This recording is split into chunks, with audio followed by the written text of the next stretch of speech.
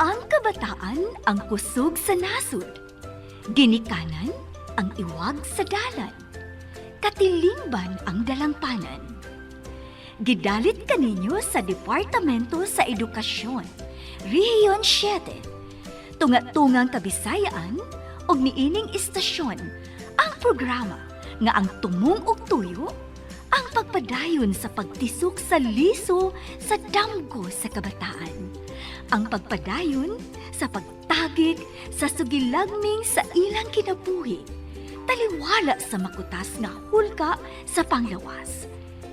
Kini ang Departamento sa Edukasyon, katambayayong ang DYHP 612 RMN Cebu. Muhatod kaninyo sa eskwelahan sa kahanginan. Mga hikala, ania ang inyong magtutudlo.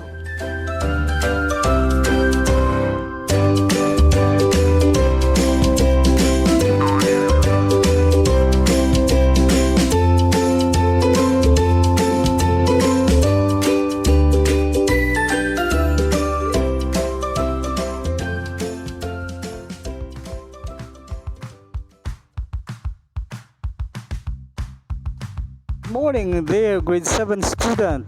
This is Eskwelahan sa Kahanginan sa Health 7. It is our great joy to be with you again, even on air. This is your host, Sir Pablito V. Baguio from Babag National High School, Divisions of Lapu-Lapu City.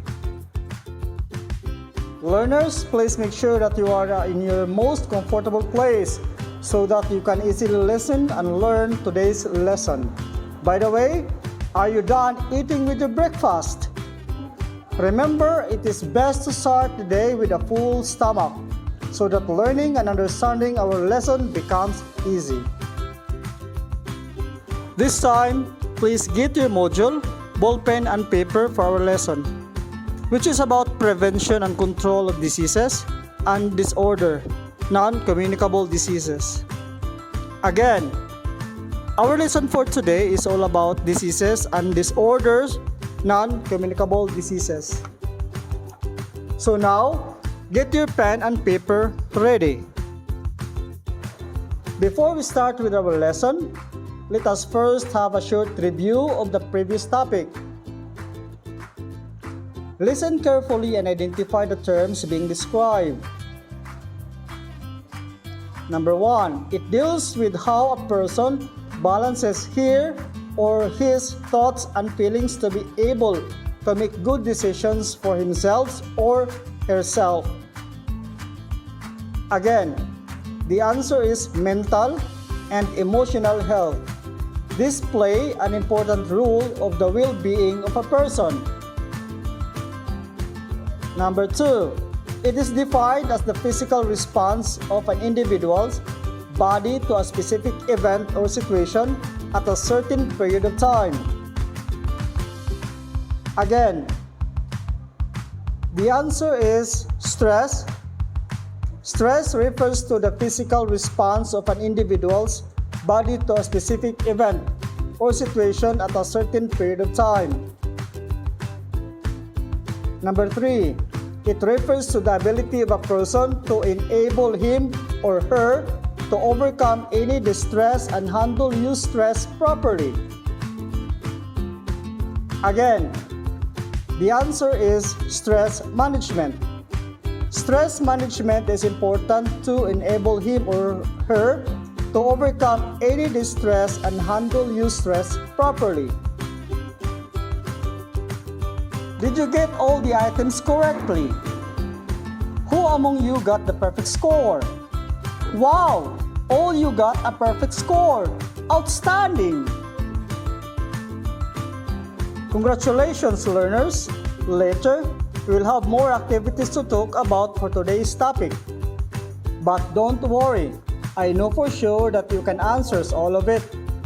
Just listen carefully so that you can understand our lessons today.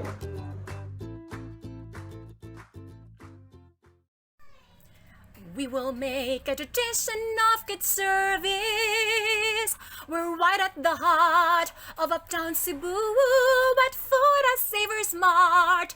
Enjoy the widest variety of choices of all the merchandise that you need. Groceries, housewares, coffee shop, hardware, services, school supplies at low prices. You will find everything right where you want it.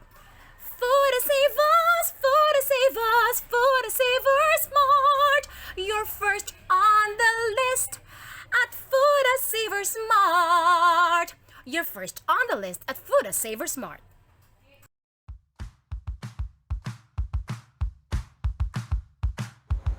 This time, let's get ready for our lesson. Are you now set and ready? If you'd like to go to the comfort room, you may now do so. Because after a few minutes, we will begin with our lesson for today. As I said a while ago, our lesson for today is about prevention and control of diseases and disorders, non-communicable diseases. So, set now your module, pen and paper. Because in a few minutes, we are going to start our new lesson.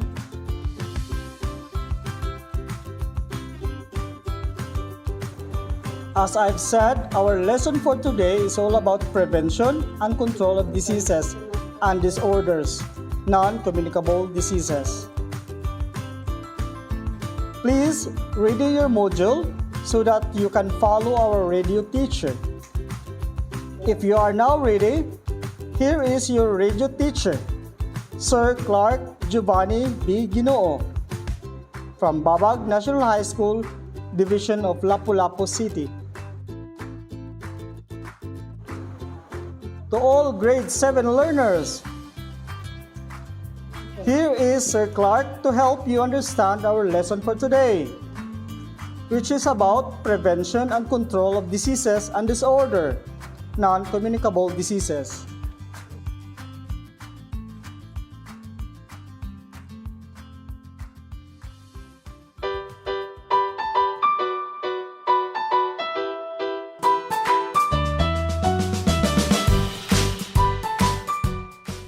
Eskwelahan sa kahanginan, hagdanan sa kalampusan.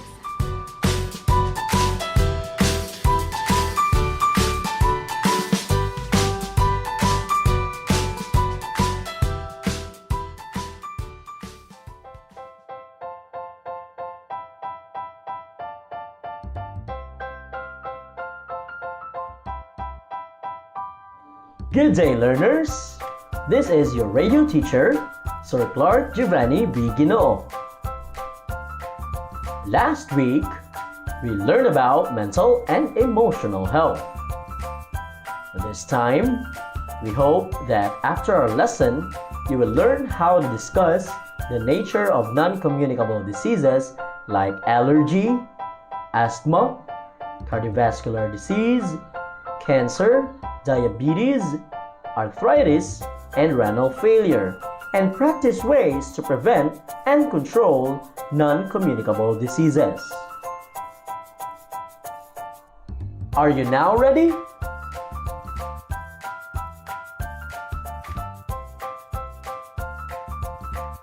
Let us now start with our class. Get now your pen and paper, because today we are going to talk about prevention and control of diseases and disorder, or the so-called non-communicable diseases.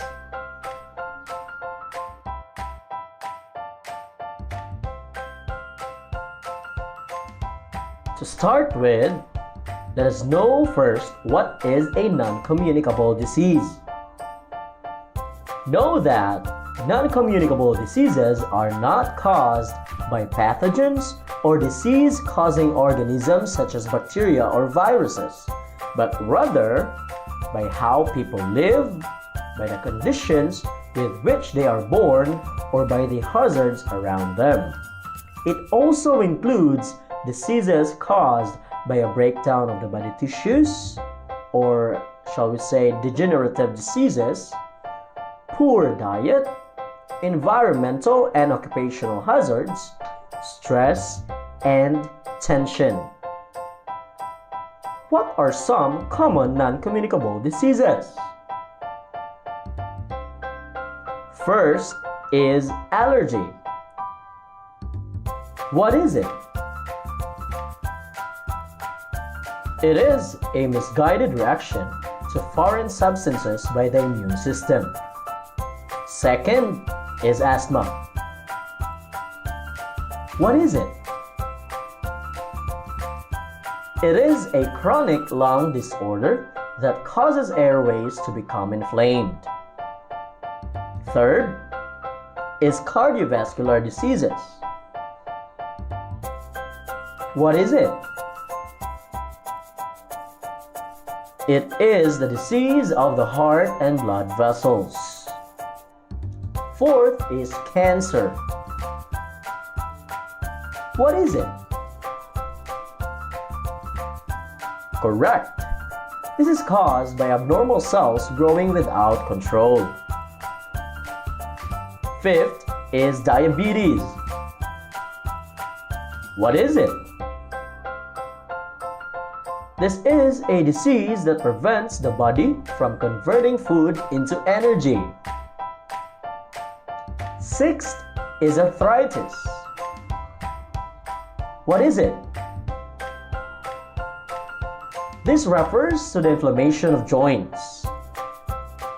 Lastly, we have kidney or renal failure. What is it? Kidney or renal failure is when your kidney doesn't function as they should. There you have it, students. Some of the common non-communicable diseases. Let us now have a short quiz. Write your answers on the paper that you prepared.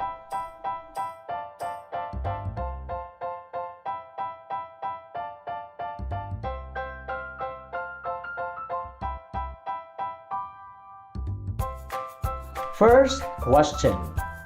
What is a non-communicable disease? Second question. What is the nature of non-communicable diseases? Third question. How many common non-communicable diseases are there? Are you done answering the questions? I hope that all your answers are correct.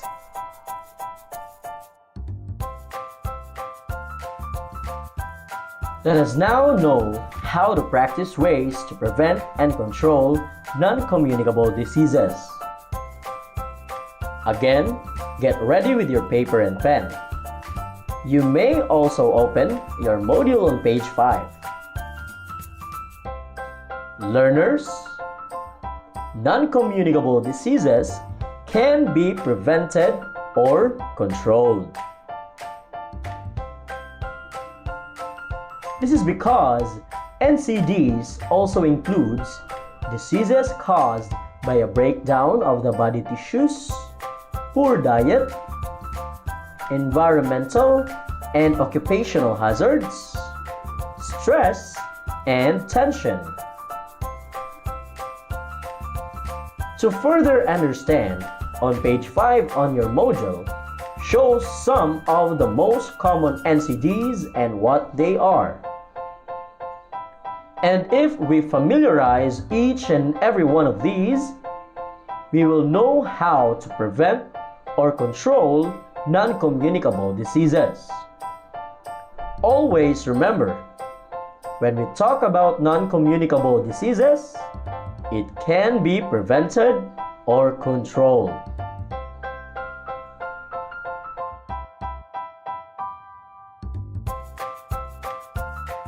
To continue, we will now cite ways to prevent and control NCDs. But before that, please try to complete the diagram found in page 6.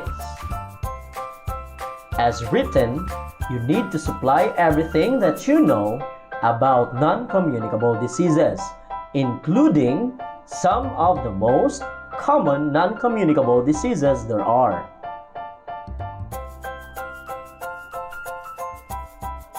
Based from your answer, do you now have ideas about non-communicable diseases? Including on how to prevent and control them?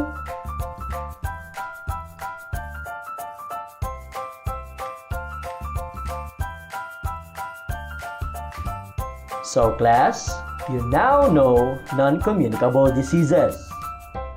Just always remember the concepts that you've learned today and keep reading your module.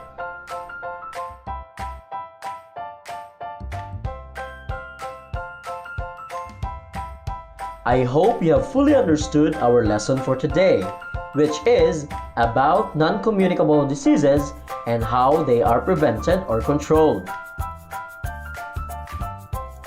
Till our next lesson, this is your radio teacher, Sir Clark Giovanni B. Guino-o from Babag National High School for your Eskwelahan sa Kahanginan, Grade 7 How. If you have some concepts to clarify, our host, Sir Pablito V. Baguio, will help you. Thank you!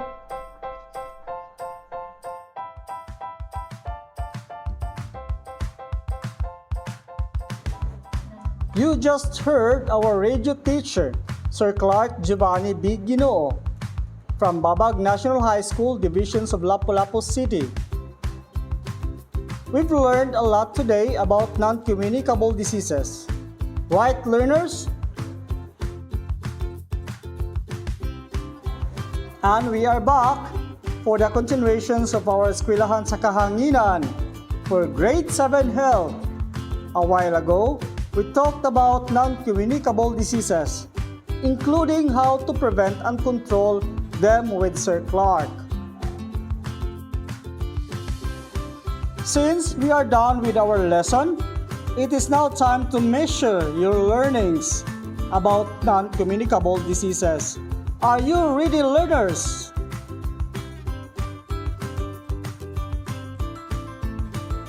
Learners, we are now at the last part of our lesson, which is the assessment part. Are you ready? If yes, then let's get started. Listen carefully to each item. Write the letters of the correct answers on your clean sheets of paper. First question. Which is a non-communicable diseases? Again, which is a non-communicable diseases? A. Cancer. B. Influenza. C. Dengue fever. D. Tuberculosis. Second question. How do you do to prevent attack if you are asthmatic? Again, how do you do to prevent attack if you are asthmatic? A. Exercise. B. Manage stress. C. Eat balanced diet. D. All of the above. Number 3. Which is not a cause factor for non-communicable disease? Again, which is not a cause factor for non-communicable disease? A. Virus. B. Poor diet. C. Stress. D. Environmental hazard. Number 4. Which of the following does not describe non-communicable diseases? A.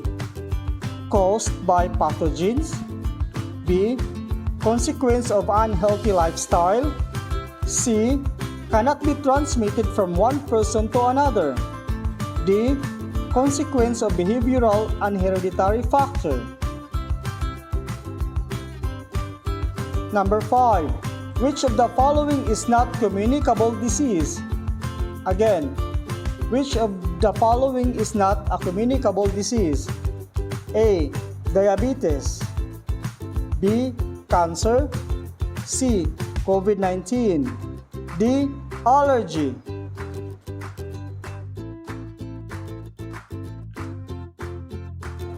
And this is the last part of our assessment. Are you able to answer all the questions? Do you think all your answers are correct?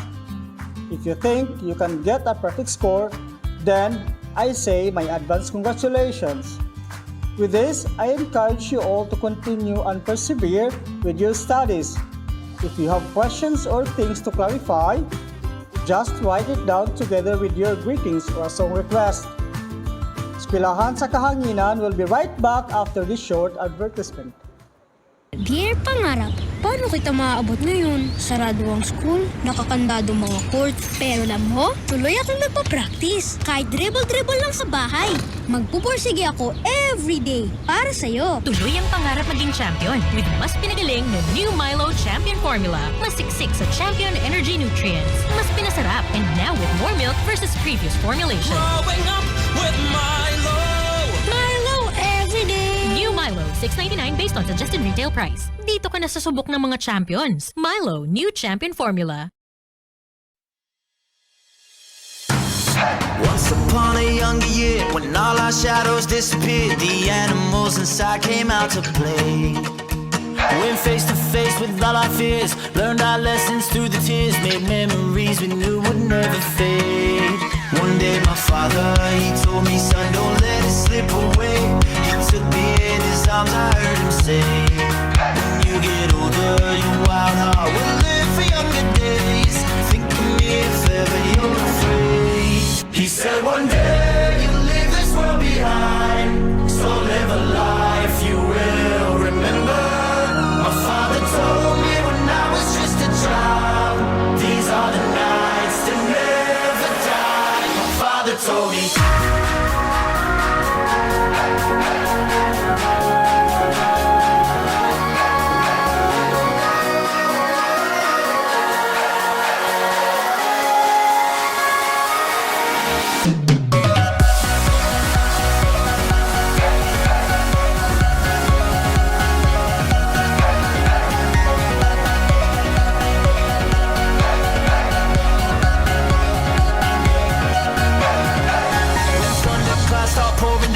Light a fire they can't put out, carve your name into those shining stars. He said go venture far beyond the shores, don't forsake this life of yours. I'll guide you home no matter where you are. One day my father, he told me, son, don't let it slip away. When I was just a kid I heard him say, when you get older your wild heart will live for younger days. Think of me if ever you're afraid. He said one day you'll leave this world behind, so live a life you will remember. My father told me when I was just a child, these are the nights that never die. My father told me.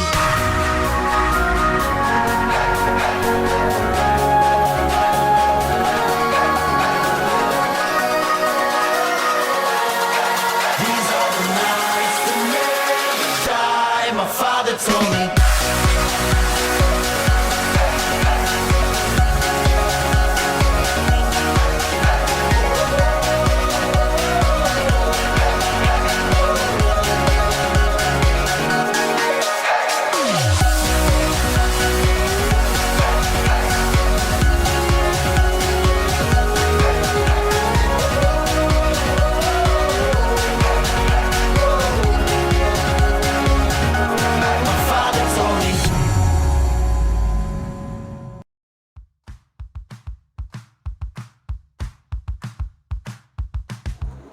You just heard the song The Nights by Avicii.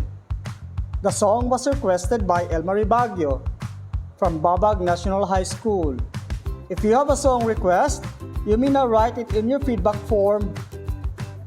Again, please do not forget to tell your parents or guardian.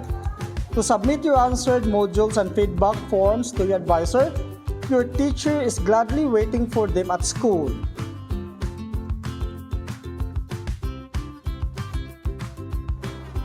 Now, I will be reading your greetings and requests. We have a message from Joanne Marie Rimas. She wants to greet her teachers and classmates in Babag National High School, especially to her family.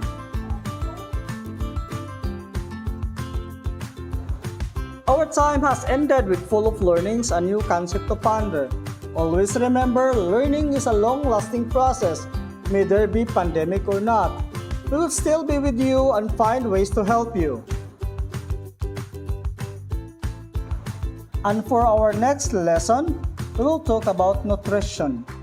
Always make sure to listen to our Eskwelahan sa Kahanginan every Saturday and Sunday till our next session with the same time and station at DYHP 612 RMN Cebu.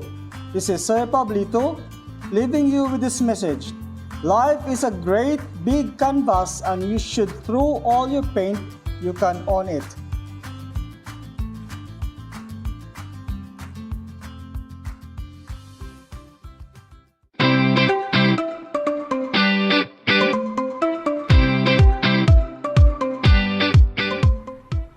Edukasyon ang yawi sa hayag nga kaugmaon.